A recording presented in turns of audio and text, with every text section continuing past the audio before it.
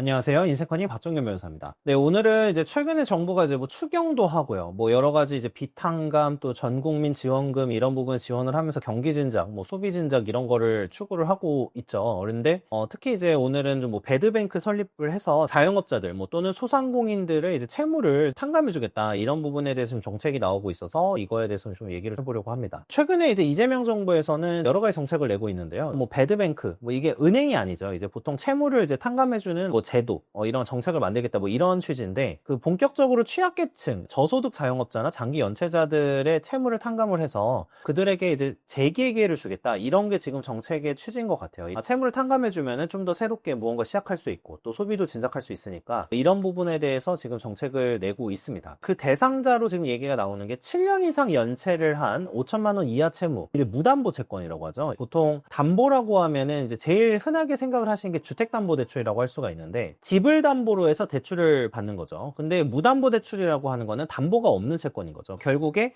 그 사람이 가지고 있는 재산은 없는데 이제 대출을 해줄 때 무담보대출이 되죠. 그래서 이런 7년 이상 장기 연체한 그리고 5천만 원 이하의 개인 무담보 채권의 경우에는 이것을 그 뭐 국가기관 또는 이제 그 배드뱅크라고 할게요. 이 배드뱅크가 저가에 매입을 해서 해당 채권을 매입을 해서 상환 능력이 없는 경우에는 그냥 완전히 소각, 그리고 상환 능력이 현저히 부족한 경우에는 거의 상당 부분을 탕감해주고 나머지만 받게 하는 그런 식으로 지금 정부가 제도를 고민을 하고 있는 것 같습니다. 그리고 이걸로 인해서 수혜를 보는 사람이 113만 명 정도로 추산이 되고 있고요. 여기에 들어가는 예산이 16조 원 가량이다. 그러니까 정확하게는 뭐 16조 4천억이다. 뭐 이런 이야기가 나오고 있습니다. 그래서 뭐 결과적으로는 이제 경기 진작 그리고 사회적 약자에 대한 재기의 기회를 주기 위해서 이 정책을 한다. 이런 식으로 지금 생각을 하고 정책을 진행을 하는 것 같아요. 사회통합 차원에서라도 이번 지원 대책이 꼭 필요하다. 사회통합 차원이라는 얘기를 했어요. 부자와 또 가난한 자, 약자들에게 채무를 탕감해서 뭐 사회적 통합을 끼워한다. 뭐 이런 식으로 지금 얘기가 나오고 있는 것 같습니다. 자, 근데 이제 제가 생각하는 문제점은 이런 겁니다. 7년 이상 연체한 채권과 5천만 원 이하의 채권. 그러니까 7년 이상 그리고 5천만 원 이하의 채권.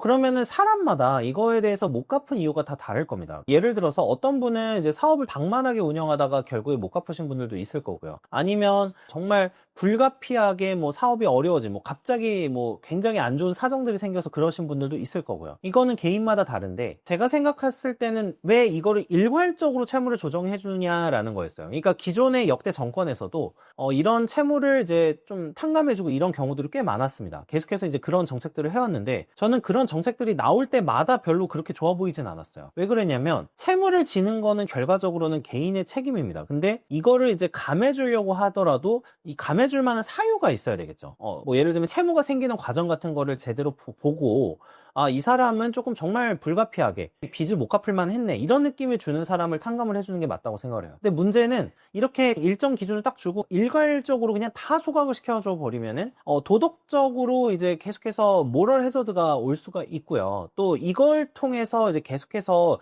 채무를 탕감받는 경험을 한 사람들 또는 이걸 보고 있는 사람들은 더 이상 열심히 빚을 갚을 필요가 없겠구나라는 생각을 할 수가 있다는 거죠. 저는 일괄적으로 조정을 해주기보다는 개별적으로 지금 이미 법원에서는 개인 파산 제도랑 개인 회생 제도를 두고 있어. 내가 왜 빚이 생겼고 이거를 따져보면서 이제 파산을 하는 거기 때문에 이것까지는 그래도 이제 인정을 할 수가 있는데, 문제는 이렇게 일괄 탕감해버리면 어떤 분들은 굉장히 좀 자산을 잘못 활용해서 대출을 뭐 너무 과도하게 받아서 어떤 잘못 운영을 해서 하신 분들도 분명히 있을 텐데, 이런 분들까지 이제 탕감을 받는 게 맞느냐라는 게 이제 제 생각인 거죠. 근데 이제 정권에서는 뭐 누구나 장기 연체자가 될 수 있다, 누구나 이런 빚쟁이가 될 수 있고 누구나 빚을 질 수 있다, 이렇게 얘기하면서 이거를 탕감해 주는 게 사회통합에 도움이 된다 이렇게 얘기를 하는데, 저는 오히려 이런 제도가 성실히 빚을 갚고 있고 성실히 대출을 상환하고 있고 성실히 세금을 내고 있는 사람들과 오히려 그렇지 않은 사람들 간의 형평성의 문제를 발생시켜서 훨씬 더 사회통합에 저해가 된다고 저는 생각을 해요. 그리고 제가 이제 늘 말씀드리다시피 저는 어떤 제도든 어떤 정책이든 장기적으로 봤으면 하는 거예요. 이 정책을 했을 때 지금 일단 탕감을 해주고 이러면 일시적으로 경기도 진작될 수 있고, 일시적으로 그분들에게는 좋은 호평도 받을 수 있을 거고, 그리고 일시적으로는 그분들이 빚을 탕감을 받으니까 무언가 어떤 소비가 늘어날 수는 있겠죠. 그리고 사회통합적인 측면은 모르겠지만 어쨌든 일시적인 효과는 있을 거라고 생각을 해요. 근데 문제는 이런 정책을 계속해서 반복적으로 시행을 하다 보면은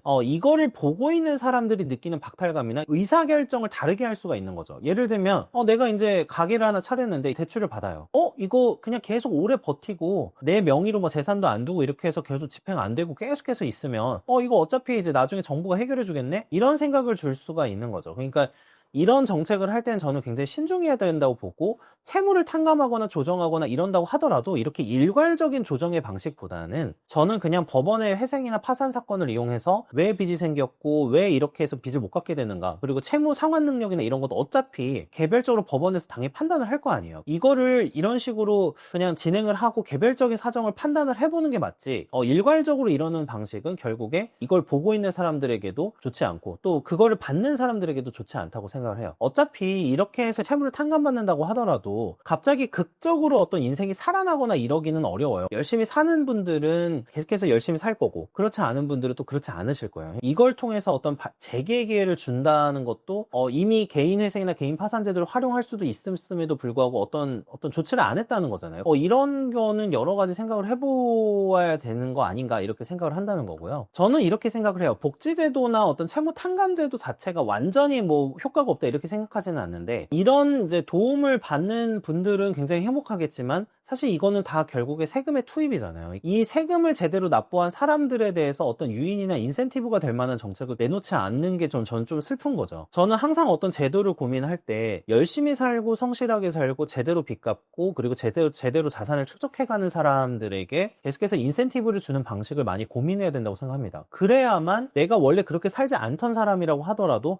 내가 저렇게 살아야 되는구나 라고 생각을 들게끔 하고, 그리고 그렇게 해서 살아서 하나하나 저소득층에서 중산층으로 올라가는 그런 정책을 펴야 된다고 생각을 하는데, 저는 이런 사실 채무탕감 조치나 이런 게 역대 정권에서 계속 있어 왔잖아요. 근데 문제는 그렇게 해서 빚을 탕감해 준다고 하더라도 어떤 분들은 또 이걸 기회로 해서 많이 살아나신 분들도 분명히 있겠지만, 전반적으로 봤을 때 어떤 양극화나 그분들의 삶이 막 크게 바뀌거나 어떤 가난에서 이제 서민층이나 중산층으로 올라가는 케이스가 생각보다 그렇게 많지가 않았고, 저소득층의 경우에는 이 신용대출을 받는 액수가 오히려 늘어났다는 연구도 있어요. 이런 식의 이제 도덕적 해이나 이런 걸 계속해서 불러일으키는 게 결과적으로는 대출 탕감 받거나 이런 분들에게도 무조건 좋은 건 아닐 수도 있다. 그리고 그분들이 정말 신청을 해서 절실하고 정말 나는 사업하다가 좀 불가피하게 뭐 빚을 지셨다거나 뭐 이렇게 됐다고 하면은 그분들은 당연히 이제 개인회생이나 파산제도를 활용해서 재기의 기회를 꿈꾸셨고 이미 하고 계실 거예요. 그리고 저는 하나 더 말씀드리고 싶은 게 약간 언발의 오줌 누기라고 생각을 해요. 결국 이것도 추경이나 여러 가지 추가적인 예산이 필요한 거니까 이런 식의 이제 돈풀기를 통해서 뭔가 경제가 살아날 수 있느냐. 일시적으로는 효과가 있겠죠. 뭐 이거는 2020년에 코로나 때도 일시적인 진작 효과나 이런 건 있었다고 저도 봤습니다. 그렇지만 일시적인 효과가 있을 뿐이지, 미래를 생각을 해봤을 때는 미래에 있는 돈을 그냥 끌어와서 쓴 거니까 그 미래에는 돈이 없어지는 거죠. 내가 그 돈을 갚아야 되는 사람인 거예요. 이 113만 명의 분들에게는 채무가 탕감돼서 너무나 행복하겠지만 나머지 4,900만 명의 경우에는 그 빚을